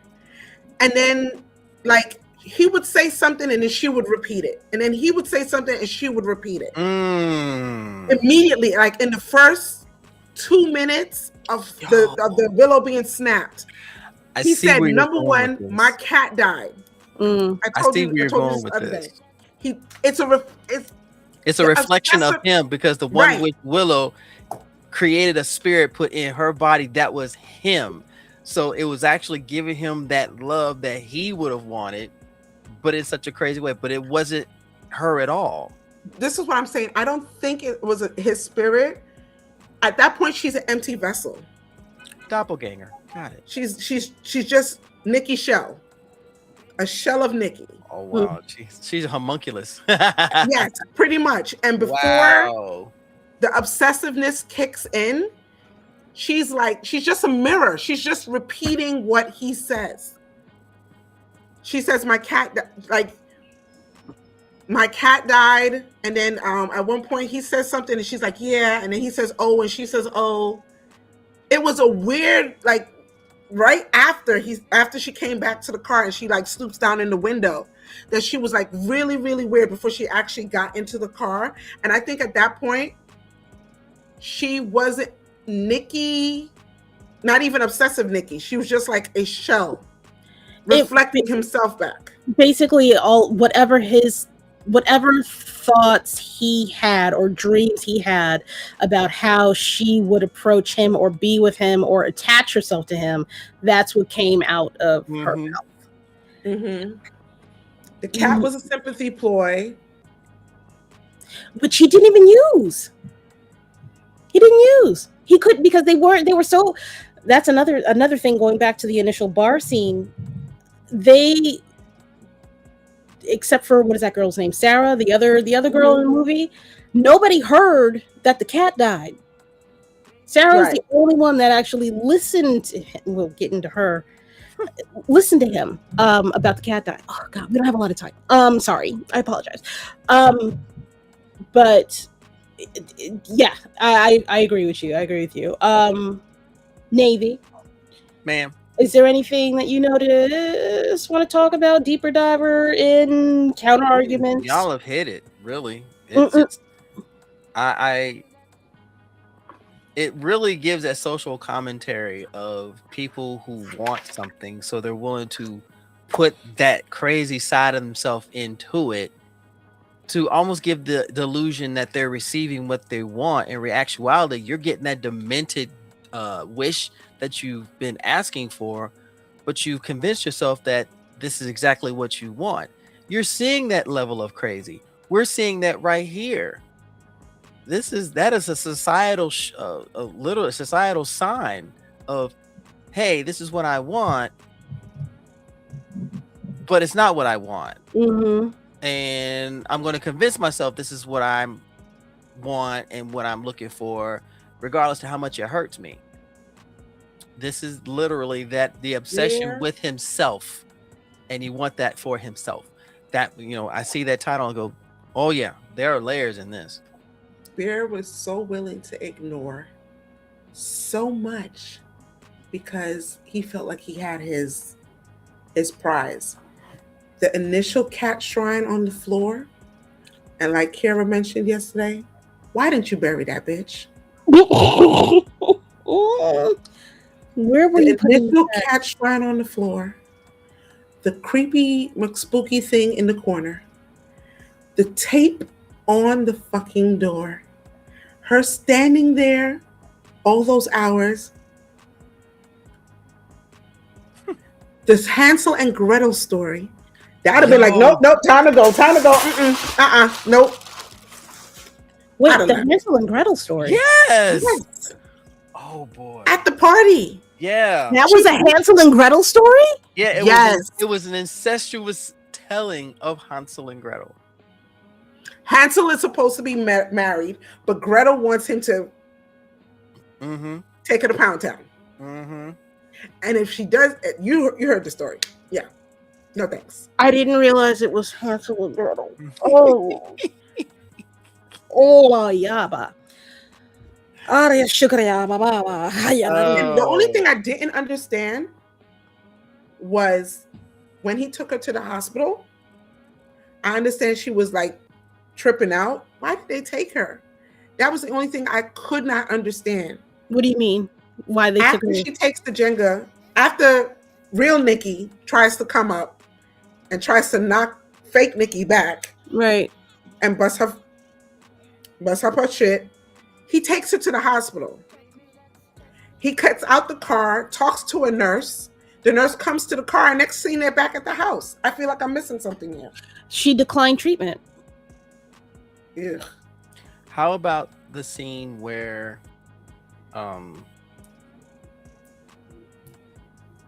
he leaves to go to meet Sarah at the park, but then Nikki wakes up? Yeah. And this is Nikki, not the other. This is Nikki, and she says, "Please kill me."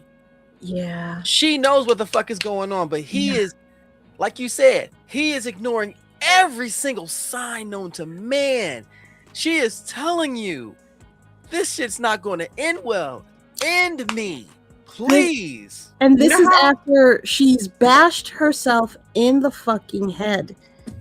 And she's asking you to please put me out of my fucking misery. But you have to ask, what's so bad about being with me? That solidifies him as the villain in my eyes. Correct. That solidified him as, I mean, there were little things that you would have been like, this ain't good, this ain't right, I don't like that, I don't like this. But those few words right there is what solidifies him for me as the villain. Can I be a little extra? Go ahead. Now look, this is not to equivocate that scene with real fucking life. But do you understand how hard it is as a woman to go to work and fake with them motherfuckers all goddamn day long, and then come home and have and the real me is exhausted. The real me on the inside just let me die. But you want me to wash your plates in that fucking sink that have been there for 6 weeks, and because you're tired, you think that I'm just going to chop up and do? No. I will let me. Fuck you. I want to die. I want to die. I would rather die. If you think that this is the lifestyle that this is hyperbole. If you think that that's the lifestyle, yes, you're having a great time. You don't have to deal with the repercussions of your actions. But I am dying. I'm dying on the inside. Sorry. No. Okay, bye. And the other thing is, when he goes in the car, when things start going in a way that he doesn't like, and he goes to the store, he calls the customer service number. The first thing the person asks him is, do you want to change or alter your, cancel. Do you want to cancel your wish? Not that they were going to do it, but do you want to cancel your wish? And he says, nah, I just want to change the parameters. I just want to change it just a little bit. He is committed to being a dick. Yeah. You could easily reverse gears and you choose, nah, let's see if I can change it so I can still get what I want.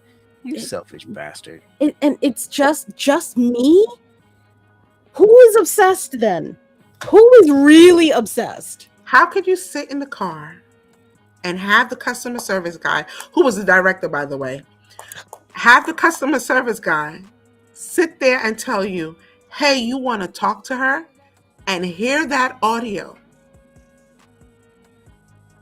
of the agony, the screaming, and just be like, nope, that's it. Going about my day. Do. Crazy work. That is the real Nikki in there, and she is dying. And you fucking idiot, you don't want to face up to it. Bruh, everybody's wishing for your demise because you are such a dumbass. And there's okay. I'm gonna get to the end because we're tight. But I do want to go back to a couple of things, so we'll make some time for points. After going through all of that shit, figuring out that you just need one person to undo your wish, the offering of telling you for free, get her to do the fucking wish for you, you jackass. She'll probably do it for you. And you don't even do that. You don't even give her the autonomy in that moment to make even though it's not really autonomy, to make the wish for you so she can be free. And you pussy out at the end. Right. And the only reason you didn't is because she finally snapped that willow. To make you fall in love with her. Right. Because you weren't. That's the other shit. Because you weren't really in love with her the whole fucking time.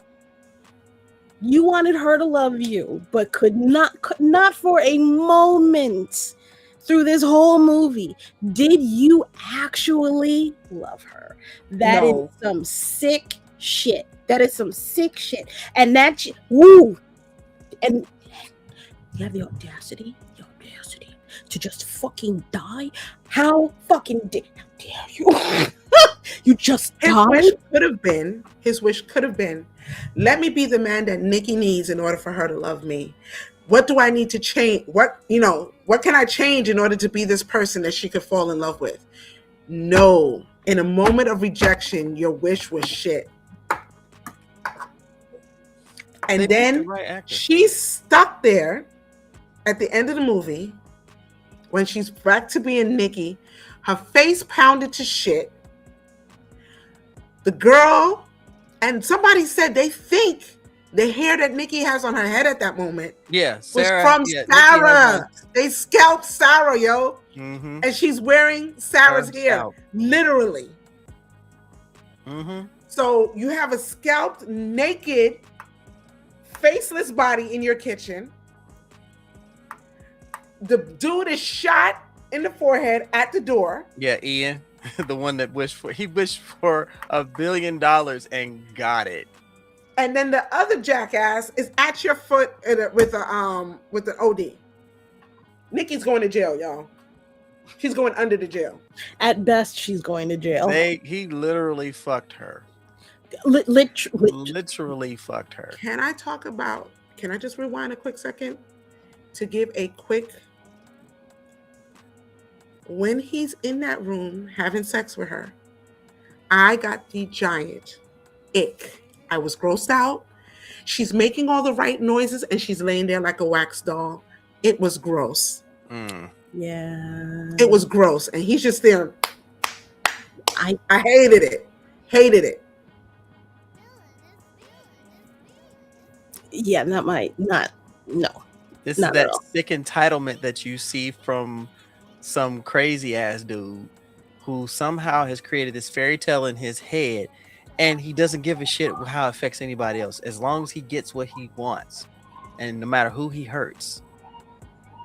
And the part, remember earlier I mentioned that when I first saw the movie, I was angry because him being able to peacefully die peacefully, die, and leave a world of consequences at Nikki's feet pissed me off. It pissed me off. That girl did not deserve any of that. No. It's a case of the villain getting away. And the thing is, the only reason he didn't get away is because when she snapped that willow to make him fall in love with her, it interrupted him trying to throw up. She saved his fucking. She sort of saved his life, but didn't at the same time. No, because if he had thrown up, he wouldn't have overdosed. Right. He would have found some way to clean it up, hide bodies, and continued with Puppet Nikki in the background because he's that much of a bastard. Well, I say that I won't say saved his life, gave him relief or release because he was in utter bliss when she snapped that stick at the end. So that's more release than anything else. Yeah. So she still granted him serenity. He came out, he was like, oh, look at my boo cake. I'm telling you, this is going to end up in a lot of people's top 10 movies at the end of the year come October. I can't think of anything that's coming up. This might be a top 3. Yeah. This for sure is going to be in a lot of people's top 3. I can't think of any other movies that are coming out that have this kind of an emotional attachment on top of going back and rewatchability.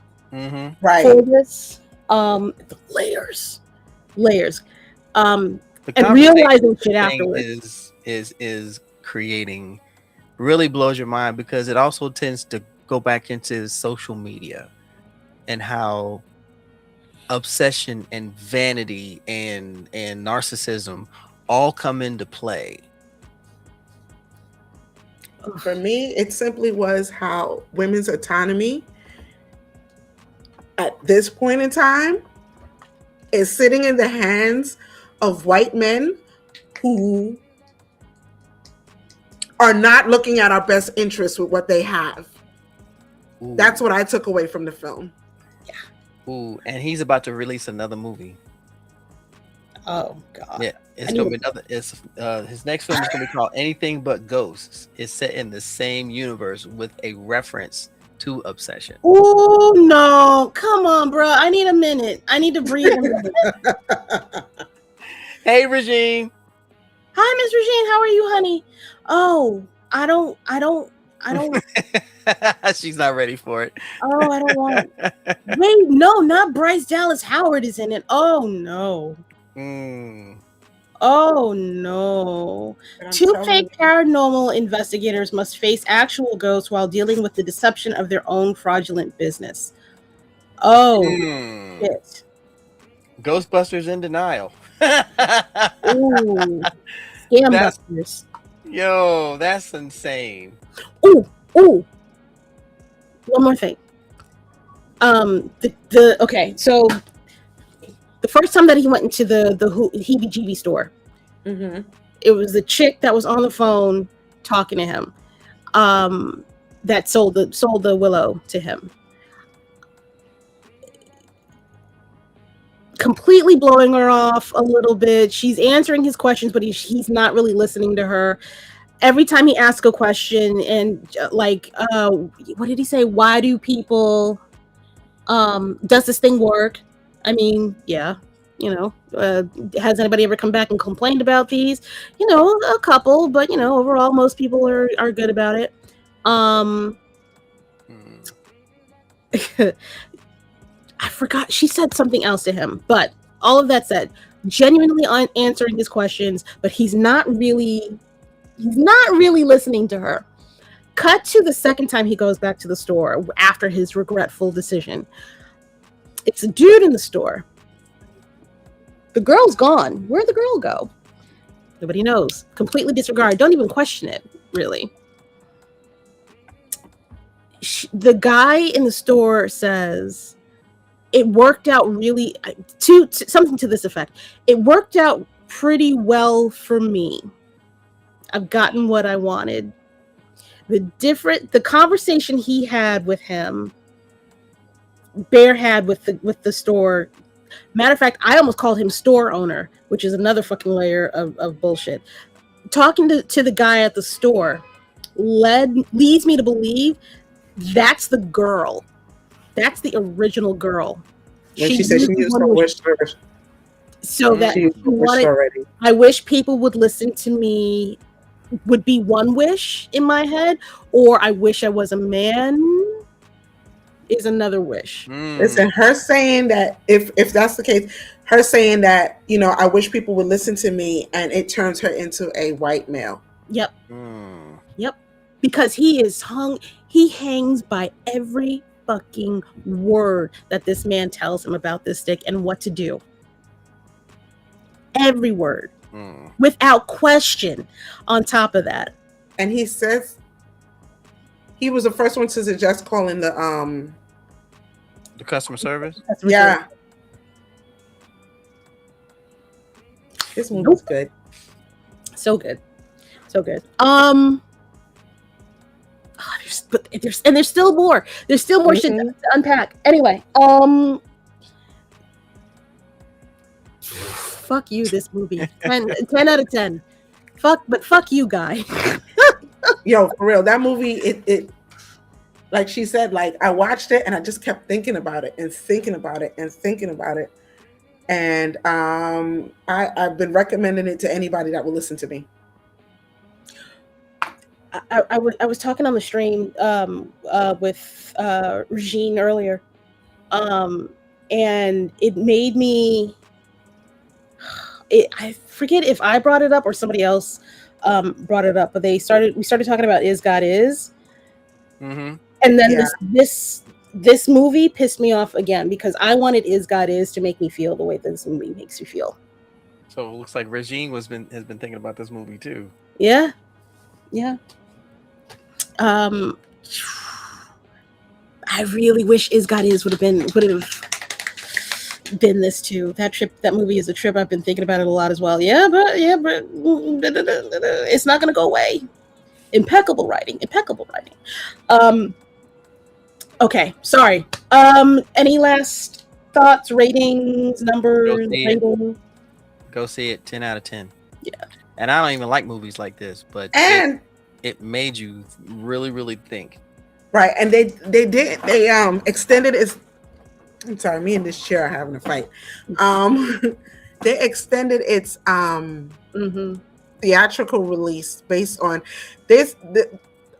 Most movies experience diminishing returns with each subsequent weekend at the box office. This one is doing the opposite. It's making more money each week it stays in theaters. Yeah.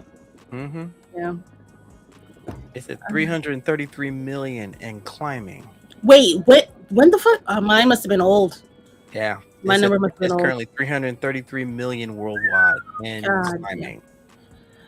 Y'all can come back in here. I think we're done spoiling shit, right, everybody? Yeah. They never left. They just watched our face expressions. They didn't watch us the whole time. Like, oh god, oh my. So yeah, this and kudos to the acting done by everybody. Everybody. The young lady who played Nikki. Indy something or other. I can't remember what her name is. Yeah. Let me actually go to Indy Navarrete.